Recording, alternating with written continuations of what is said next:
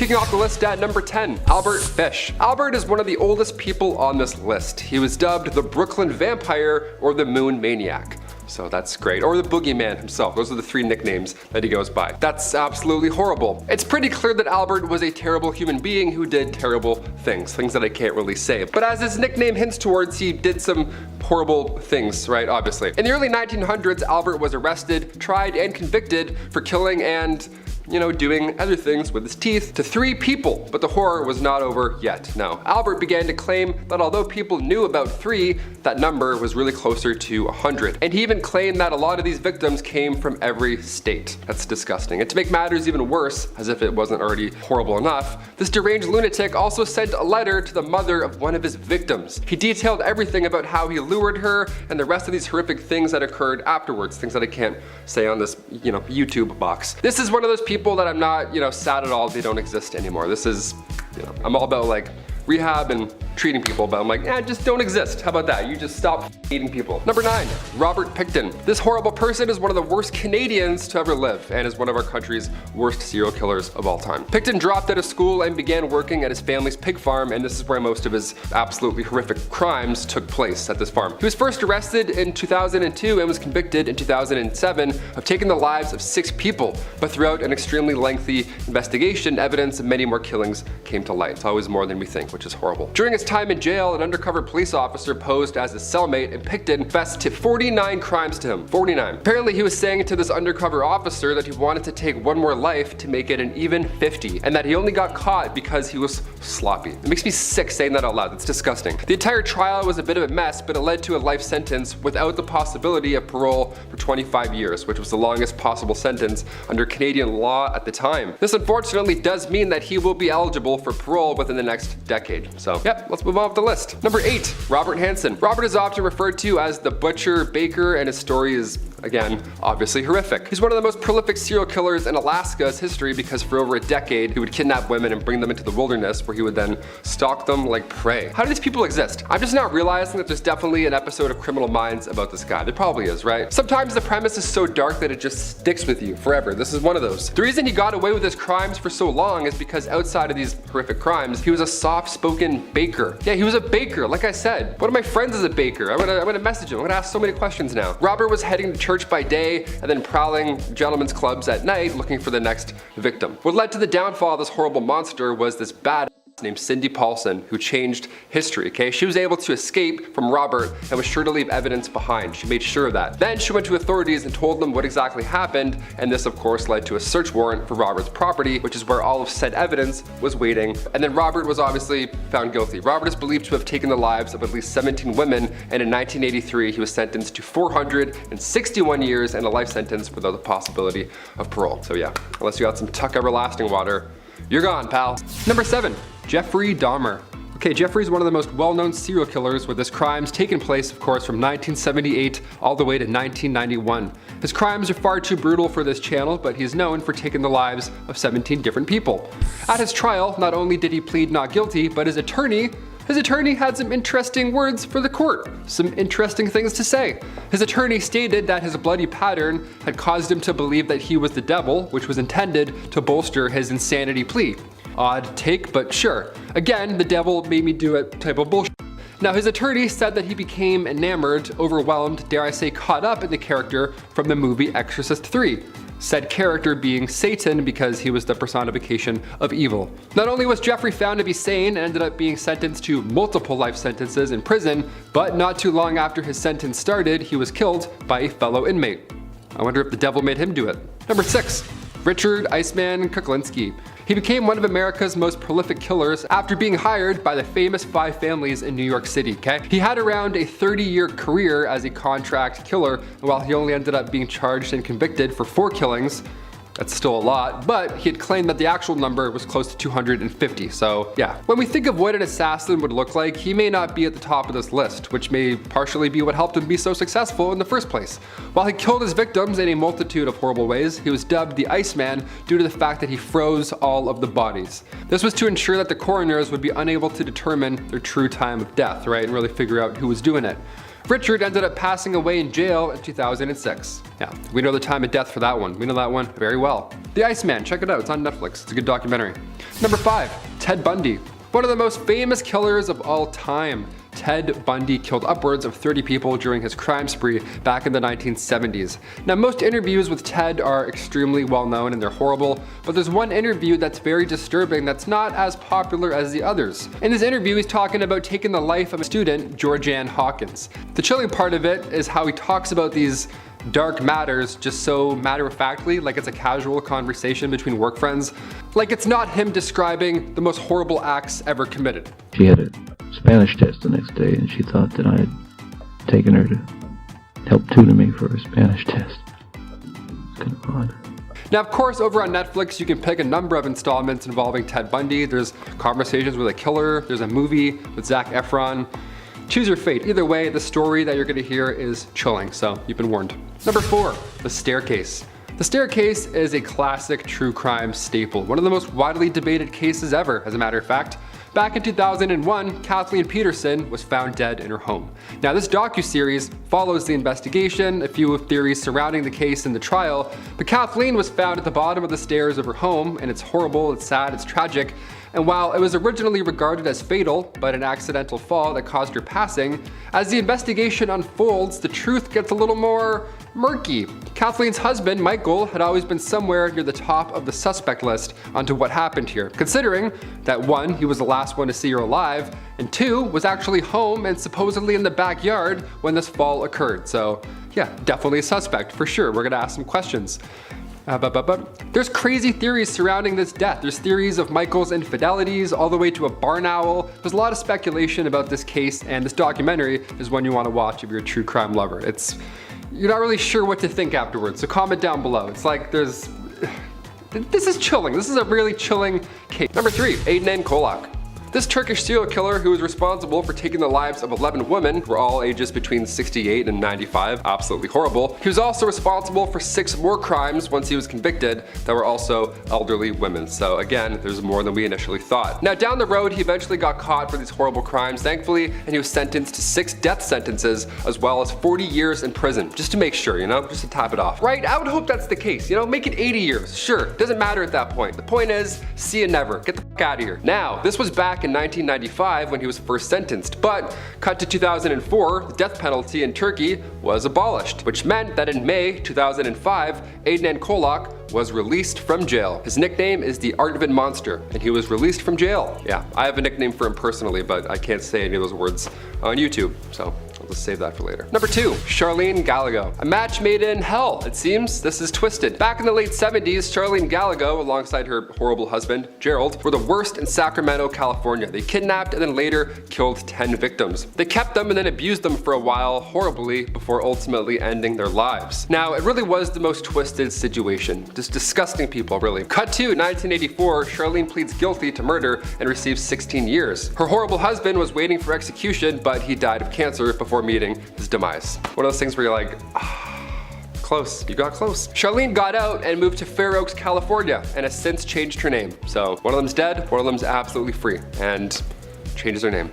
Yep, sleeping fair. And finally, number 1, the Zodiac Killer. Of course, this one had to make it on the list because, why, of course. There's a plethora of terrifying people on this list here, but nothing is as terrifying as an uncaught serial killer. And the Zodiac is definitely the most prolific of them all. The Zodiac Killer took the lives of 5 people in the San Francisco Bay Area between December 1968 and October 1969. He was most known for targeting young couples or a lone male cab driver, one of the two. Now, despite 2 people luckily and thankfully escaping his attempted evil doings, he still has never been caught. He was one of those losers who left notes and stuff for the police to find, thought he was like a DC villain, thought he was cool. One of those psychos. While no one's ever heard from the Zodiac since 1974, the case remains active in many different countries, and maybe one day we'll finally know who the real Zodiac Killer is. Kicking off our list at number 10, vending machine killer. Okay, right off the hop, we have to know that apparently there are a lot of vending machines in Japan. Like it's something around 1 for every 23 people. So yeah, that's a lot of snacks. So in 1985 in Hiroshima, there were 12 people who passed away and 35 people who were seriously injured from being poisoned with a chemical herbicide. Now, when the string of poisonings were investigated, authorities realized that they had one thing in common, and that was the fact that they all had the same drink shortly before falling ill. So around the time of this entire ordeal, there was a company that had launched a marketing campaign where they gave a free drink with every purchase made from, you guessed it, a vending machine. One of the many vending machines in Japan. So when people didn't want their free drink, they would just leave it on top of the vending machine for the next person who came along, which is super nice and thoughtful instead of throwing it in the garbage. But on the other hand, there's some people who are not nice or thoughtful and rather horrible. And it turns out someone was taking these drinks and lacing them with poison and then leaving them back on top of the machines for some random stranger to come around, drink it, and then be sick or pass away, like those numbers that I mentioned earlier. It's almost impossible for authorities to be able to track down whoever was doing this because, well, you have to narrow down where the person picked up the drink, and that's pretty impossible seeing as in 1985 there weren't nearly as many CCTV cameras as there are today, or vending machines apparently for that matter. So unfortunately, whoever was responsible for a mass poisoning of strangers is still out there somewhere. Number 9, Jacek Jaworek. Now, this is a man who was on the run because of horrible crimes that he committed in July of last year, so a little more recent than the 80s. He took the lives of 3 people who were a part of his own family. One of the family members was able to escape this horrific nightmare and was able to make it safely to the neighbor's house where they could call the authorities for help. But since these horrific crimes took place, he has gone missing and no one is sure of his whereabouts. Right now, it's speculated that he likely escaped from Poland where the crimes took place, but his exact whereabouts still remain quite the mystery. He could be literally anywhere, which is terrifying. Number 8, John Pyle. This human is a pile of garbage. This horrible human is not an undercover spy or an insane fraudster. He's just a monster who committed certain specific crimes that are unfortunately a little more common than any of us would like to know. Because of the nature of his crimes, I can't really talk about them here in this video because let's just say they're that brutal. But let's just say that he's definitely one of the worst kind of criminals out there. On June 24th, 2016, authorities searched his home after receiving 3 tips relating to these crimes. Now, the amount of and the severity of the incriminating evidence that they found during said search, he was charged with 30 different second-degree felonies alone off just that one search, which could bring a sentence of 450 years in prison. Now, he was arrested the same day, but he posted a bail bond of $90,000 as well as surrendering his passport. Now, fast forward 16 months, October 23rd, 2017, and of course this guy does not show up for his hearing. And thus we have a fugitive now on the number 7, Chester Turner. Chester is an American serial killer who on April 30th, 2007 was convicted of taking the lives of 11 women in the Los Angeles area. And on June 19th, 2014, he was convicted of 4 more that they were able to tie back to him. So again, it's more than we think. He's been referred to by prosecutors as one of the most prolific serial killers in the city's history. And if you know anything about LA history, you'll know that's pretty f***ed up to hear. In his original trial that led to conviction, Chester was sentenced to death, but at the following one in 2014, he also received an additional death sentence. Nice, just an extra one just for fun. Just throw on a couple more. In the end, like with a lot of these kinds of cases, in the end, DNA came to save the day and help authorities find out who was committing these horrible, horrible crimes. So, A1 for science. We locked them up, we found out. Number 5, Sam Little. Known for being one of the worst serial killers in history, Sam has confessed to taking the lives of more than 90 people, and while authorities have only been able to for sure connect him to 30, they say they have no reason to doubt the validity of his other confessions. They're like, yeah, it probably happened. If he's saying it, sadly, it's probably the truth. Sam was able to continue on this horrible path for so many years because of the fact that he committed these crimes in different states and kept moving, right? Different counties, of course, made it difficult to connect his crimes to one another. Man was on the move. In an interview with an investigator named Sergeant LeBlanc, as they discussed religious beliefs, they spoke about the nature of sin. Now, Sam stated he had no fear of God and said that God made him this way, so why should he ask for forgiveness? He's just trying to like be cool or something, try to make his life a haiku. All of a sudden we're like, no, you're just a crazy person. He said that God knew everything he did. He also allegedly told a few select people that he believed that he was the devil. There it is. See, it's always something. It's always the devil something. Devil made me blank. It's like, okay. Number 4, Arnie Johnston. Speak of the devil, this one's definitely the most well-known one. Here we go. This one's a little bit different. It's now a cinematic adventure, apparently. This trial was well-known previously, but of course it became more widely spread as it was the trial in the newest Conjuring movie. That's what it was based off of. In 1981, Arnie Cheyenne Johnston killed 40-year-old Alan Bono in what appeared to have been a simple argument gone wrong quickly. It got way more twisted and confusing, right? When it came to his defense for the crime, he said the devil devil made him do it. Just like that third installment in the Conjuring franchise. The title, The Devil Made Me Do It, is in direct relation. This is not just a cool James Wan Conjuring title. This is the real case. This was the first time in history that possession has been used in an American courtroom as a defense. Pretty interesting, right? You think about it. You hear these stories often, but it has to go somewhere. It has to go to court. This was the first time that happened. Arnie had been at the scene of about 3 exorcisms that had occurred prior to his alleged possession and then his, killing. And this is why there's so many believers that believe that he's actually possessed or that the devil made him do it because he was part of these exorcisms or whatever. Because he was guilty by association, a couple exorcisms, so now he's evil apparently. At the end of the day, the jury in the trial decided to convict him of manslaughter. Number 3. Jason Derek Brown. This piece of work has been missing ever since November 2004. That's quite a long time, but that doesn't mean authorities have given up just yet. Jason fled from Phoenix, Arizona in the year after he allegedly took the life of an armored car guard who was just outside of a movie theater. Now, after committing this already horrific crime, he then took the money and then ran, just to make things even worse. On the FBI website, where it details his crimes as well as other details about him and who to contact with any information, all that good stuff, it gives a little bio on Jason, and it says that he enjoys being the center of attention and that he clearly likes showing off his luxurious lifestyle. Yeah, it's crazy how many of these people are known for trying to flaunt their stolen lifestyle. Another thing the website reminds us is that he should be considered armed and dangerous at all times. Number 2, the River City Ripper. One of the most terrifying things that exists are, of course, serial killers who are still on the loose, especially when you find out that they've been recently active, right? That's the horrible new news that we don't want to hear. Now, this serial killer is wanted in connection to 4 different incidents that occurred in Little Rock, Arkansas, and 3 of which were fatal.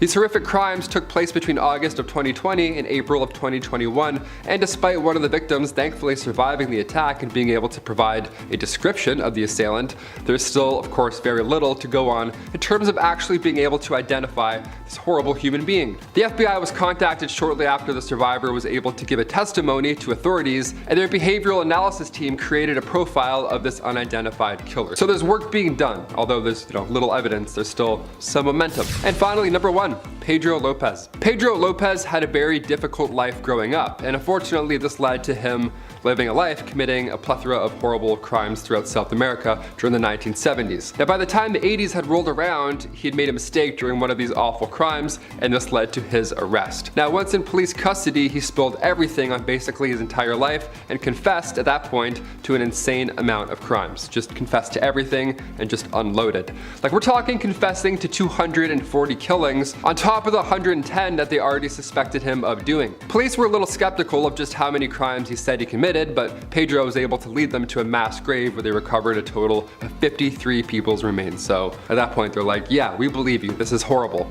Pedro, of course, went to jail, but get this, he was somehow released in 1994, which is absolutely insane. That's why I had to put him on number 1 here. He was sent to some sort of mental institution for 3 years, but he was also released from there for good behavior.